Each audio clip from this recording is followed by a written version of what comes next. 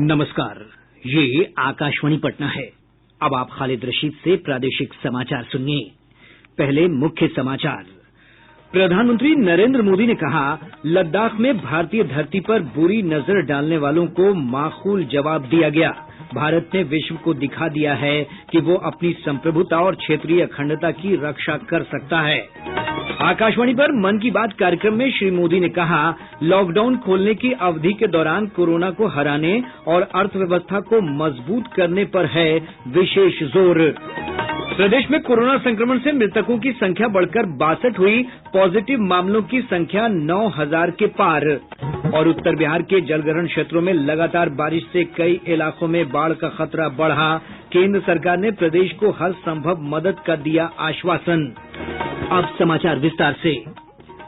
प्रधानमंत्री नरेंद्र मोदी ने कहा है कि भारत मित्रता की भावना का सम्मान करता है और अपने शत्रुओं को उचित जवाब देने में भी सक्षम है। प्रधानमंत्री ने आज आकाशवाणी से मन की बात कार्यक्रम में कहा कि हमारे वीर सैनिकों ने साबित कर दिया है कि वे अपनी मातृभूमि के गौरव और मान सम्मान पर किसी को बुरी नजर नहीं डालने देंगे।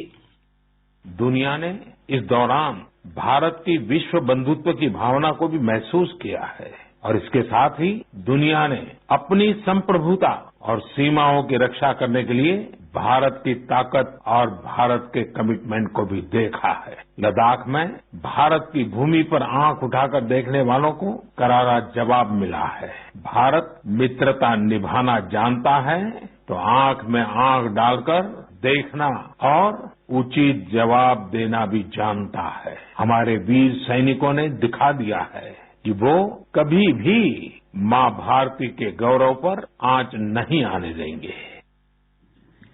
श्री मोदी ने कहा कि हमारे जो वीर जवान शहीद हुए हैं, उनके शौर्य को पूरा देश नमन कर रहा है। इन सैनिकों के परिवारों की तरह ही हर भारतीय उन्हें खोने का दर्द का अनुभव कर रहा है। भारत माता की रक्षा के जिस संकल्प से हमारे जवानों ने बलिदान दिया है, उसी संकल्प को हमें भी जीवन का ध्येय बनाना है, हर देशवासी को बनाना है। हमारा हर प्रयास इसी दिशा में होना चाहिए जिससे सीमाओं की रक्षा के लिए देश की ताकत बढ़े, देश और अधिक सक्षम बने, देश आत्मनिर्भर बने।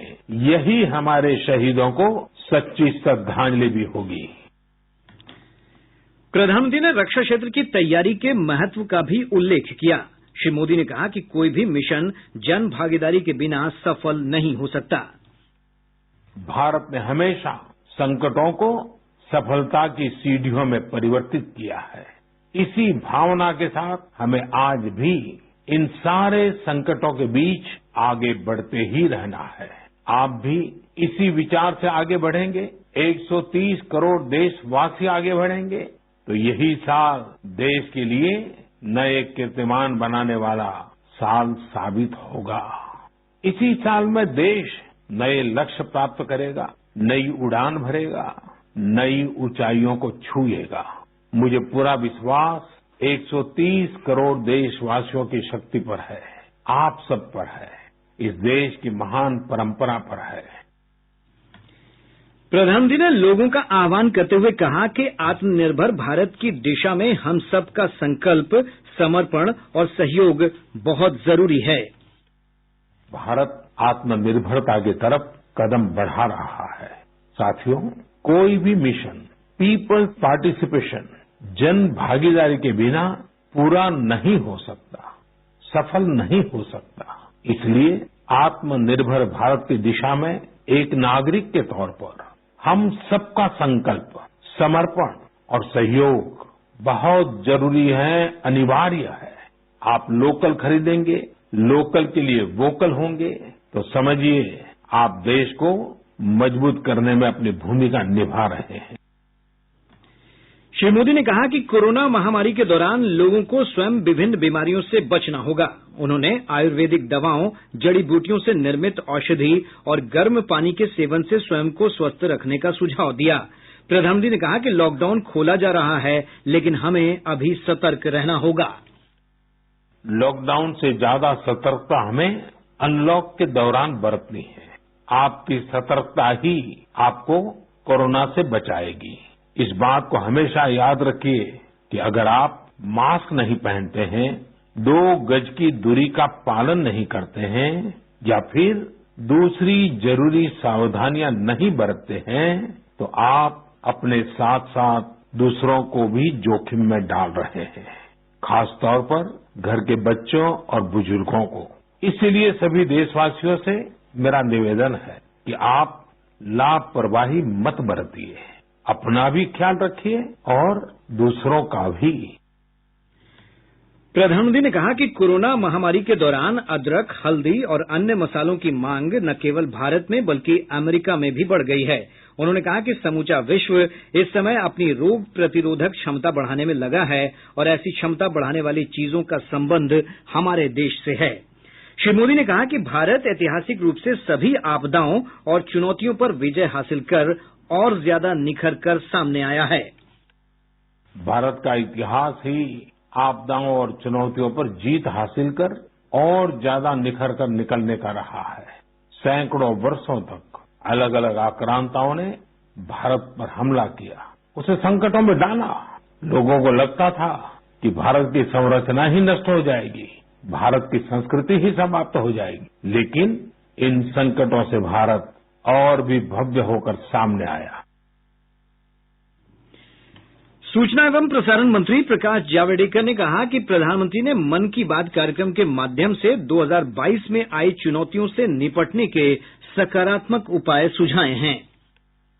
नई चुनौतियां आई, अनेक संकट आए, लेकिन इसके लिए ये साल खराब नहीं होगा। ये वर्ष भी नई दिशा देगा भारत को, और 130 करोड़ लोगों के जनसहभागिता से इन चुनौतियों को हम पार करेंगे और ये साल भी एक कामयाब साल बनाएंगे। तो ये विश्वास जगाना बहुत महत्वपूर्ण है, और उन्होंने उसके साथ जिस तरह से अपने वीर जवानों को श्रद्धांजलि भी दी, पीवी नरसिम्हा राव जी के जीवन पर भी उन्होंने बात की, तो और बाकी घर में कैसे समय बिताए इसके बारे में जो बताया, ये बेहद ही लोगों को अच्छा लगा है, और इसलिए ये मन की बात एक महत्वपूर्ण कम्युनिकेशन का आधार बना है।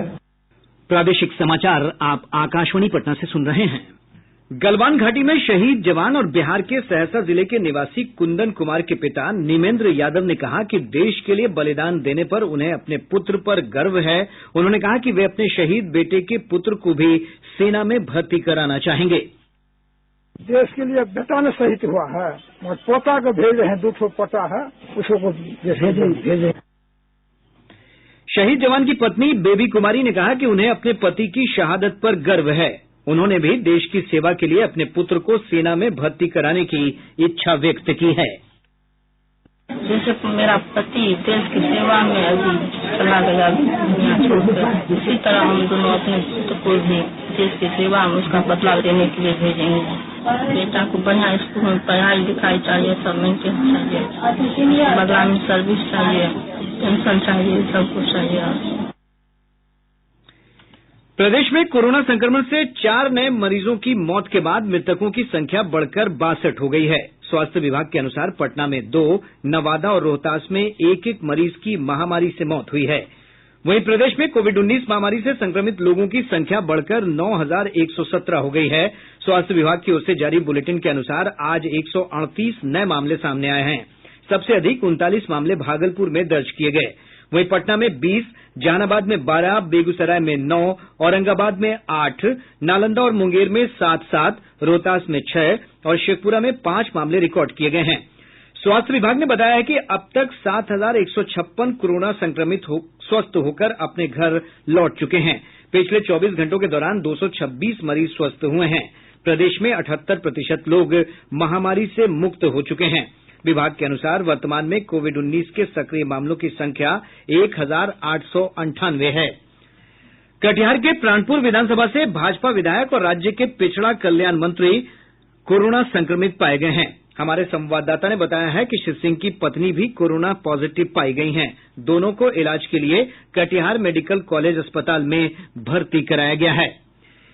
देश में कोरोना संक्रमित 3,09,000 से अधिक लोग उपचार के बाद स्वस्थ हो चुके हैं। पिछले 24 घंटे में 13,832 लोग ठीक हुए हैं और अब स्वस्थ होने वालों की दर 58.56% हो गई है।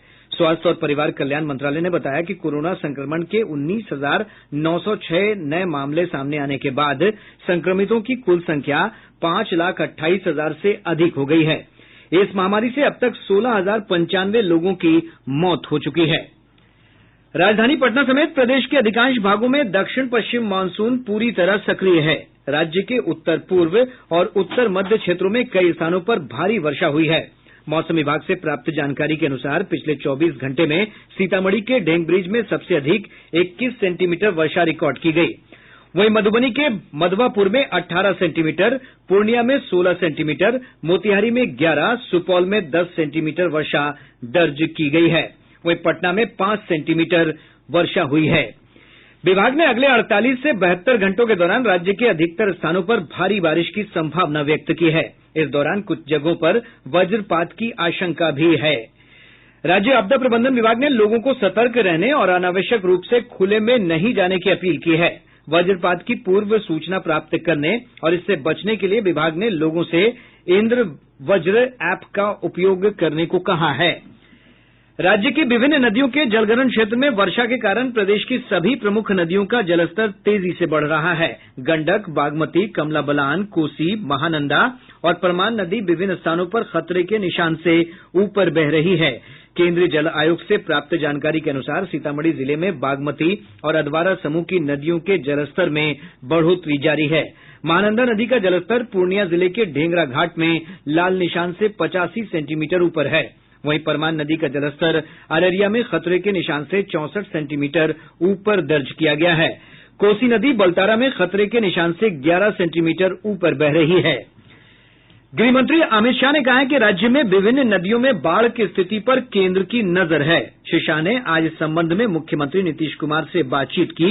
बाढ़ के खतरे की आशंका को देखते हुए केंद्र सरकार ने बिहार को हर संभव मदद का आश्वासन दिया है। राज्य सरकार ने राजधानी पटना से बिहार के उत्तरी छोर को जोड़ने वाले महात्मा गांधी सेतु के समानांतर नए पुल के निर्माण के लिए 2 चीनी ठेकेदारों के टेंडर को रद्द कर दिया है।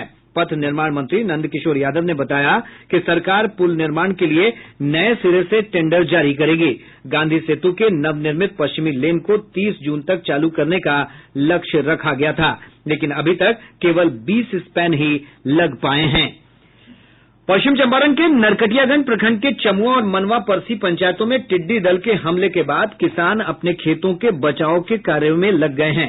जिला कृषि पदाधिकारी विजय प्रकाश ने बताया कि टिड्डियों को भगाने के लिए किसानों को ध्वनि उत्पन्न करने वाले यंत्रों का इस्तेमाल करने की सलाह दी गई है। कृषि मंत्री प्रेम कुमार ने कहा है कि विभाग के क्षेत्रीय पदाधिकारी मामले की जांच कर रहे हैं।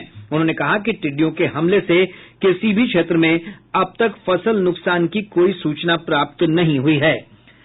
शेखपुरा जिले के अलग अलग थाना क्षेत्रों में करंट लगने से 3 लोगों की मौत हो गई। वहीं औरंगाबाद जिले के गो थाना क्षेत्र के दतपी मोड़ के पास दाऊद नगर गया पथ पर सड़क दुर्घटना में 3 युवकों की मृत्यु हो गई, जबकि एक अन्य घायल हो गया।